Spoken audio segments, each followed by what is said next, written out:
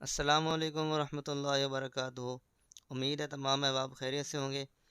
आज हम बात करेंगे कि ड्राज पर आए हुए ऑर्डर को आपने मैनेज किस तरीके से करना है।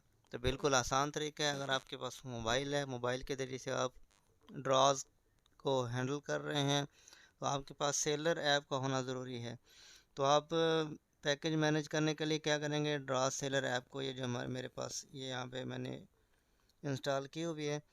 तो ड्राज सेलर ऐप को आप ओपन करेंगे तो यहाँ पर देखें कि मेरे पास पेंडिंग में ऑर्डर है।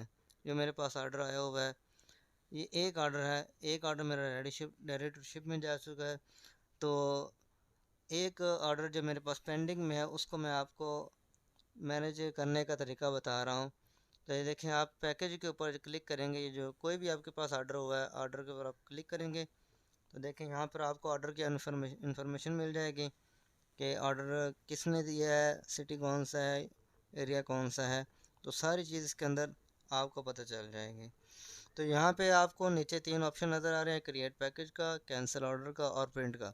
यहाँ पे आप वक्ती तौर पर प्रिंट नहीं कर सकते। आपने इस ऑर्डर को क्रिएट करना है। क्रिएट करने के लिए यहाँ पे हम क्लिक करेंगे क्रिएट पैकेज पर। देखिए यहाँ पे आपने क्रिएट पैकेज पर क्लिक किया तो नीचे ऑप्शन आ गया रेडी टू शिप के अंदर। रेडी टू शिप का मतलब ये है कि ये जो आपका पैकेज है ये तैयार हो गया है शिपिंग के लिए। तो आपने अपने रेडी टू शिप के ऊपर क्लिक करना है। रेडी टू शिप के ऊपर क्लिक करेंगे तो यहाँ पे सबसे पहले नंबर पर आपको बता दिया गया है कि ये किस कोरियर सर्वर के ज़रिए से आप जाएगा। यहाँ पे लिखा PKLCS यानी LCS लीपर कोरियर सर्वर से ये आपका पैकेज डिलीवर होगा।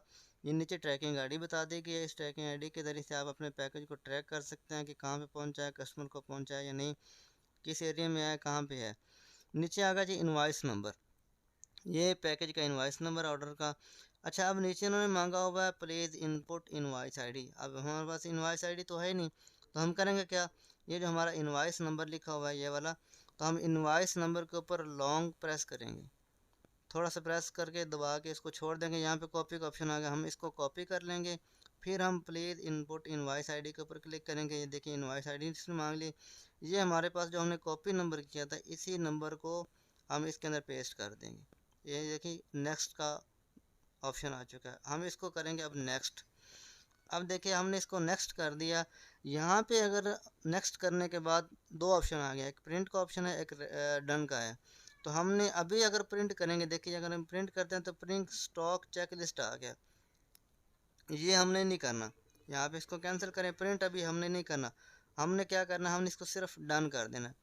डन कर देंगे जब, तो डन करने के बाद जो हमारा पैकेज है ये चला जाएगा रेडी टू शिप के अंदर। देखिए पेंडिंग के अंदर से ये पैकेज ख़त्म हो गया ऑर्डर, तो रेडी टू शिप के अंदर ये हमारा पैकेज चला गया।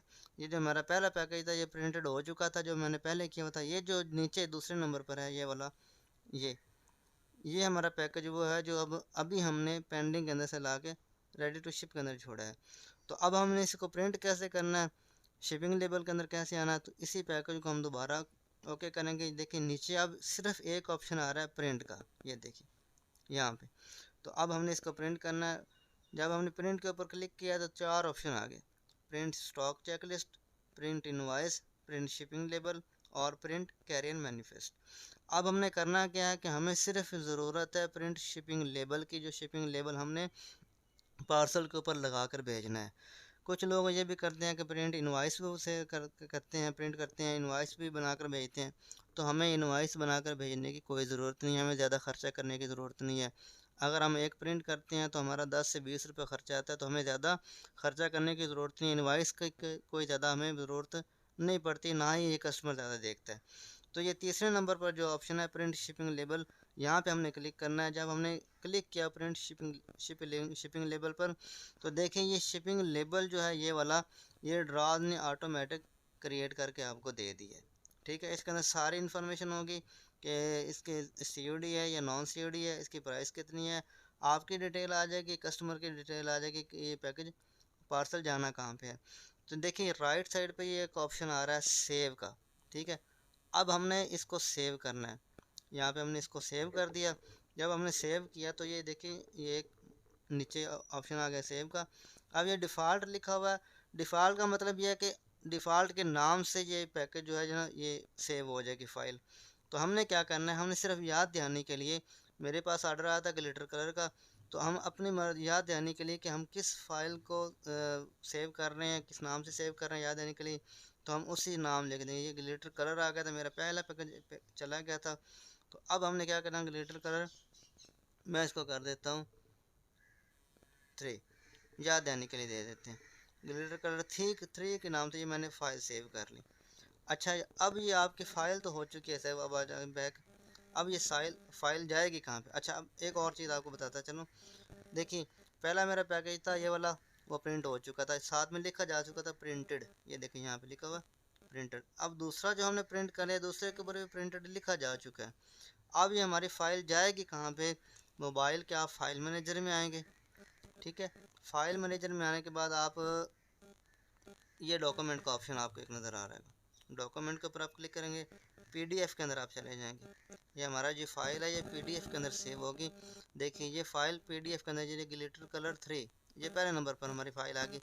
अगर पहले नंबर पर शो नहीं हो रही तो आप यहाँ से किसी इसको सर्च करके देख लें कि आपने किस नाम से फ़ाइल सेव की है, उसी नाम से फ़ाइल ये आपके इसी फोल्डर में आ जाएगी।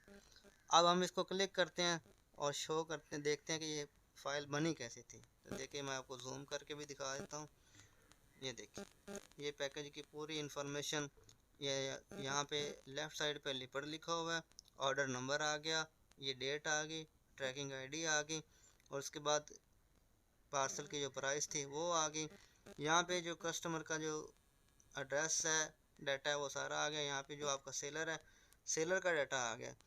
अब हमने करना क्या है, अब हमने इसका प्रिंट निकलवा कर पैकेज को, जो पार्सल है, जो ऑर्डर आपका आया है, उसी ऑर्डर को आपने पैक करना अच्छे तरीके से, फ्लायर के अंदर डालना है।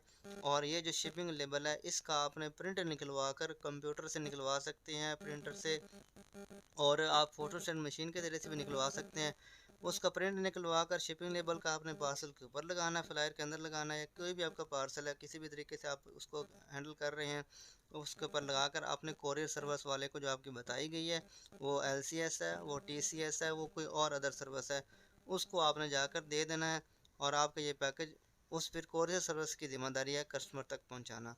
अच्छा, अब प्रिंट आपने करवाना किस तरीके से है, इंशाल्लाह मैं आपको बताऊंगा कि आप सस्ते दामों में प्रिंट कैसे करवा सकते हैं। नेक्स्ट वीडियो में इंशाल्लाह मैं आपको बताऊंगा। जो मैं पैकेज प्रिंट करवा रहा हूँ, जो शिपिंग लेबल प्रिंट करवा रहा हूँ, तकरीबन 5 रुपये उसका ख़र्चा मुझे पड़ रहा है। तो मैं आपको इंशाल्लाह नेक्स्ट वीडियो में आपको उसका तरीका बताऊंगा कि वो आपने करना किस तरीके से है, फ़ाइल को सेव कैसे करना है, ये आपको तरीका आ चुका है पैकेज क्रिएट करने का। इंशाल्लाह मिलते हैं नेक्स्ट वीडियो में, तब तक के लिए इजाज़त दीजिएगा। अल्लाह हाफिज़।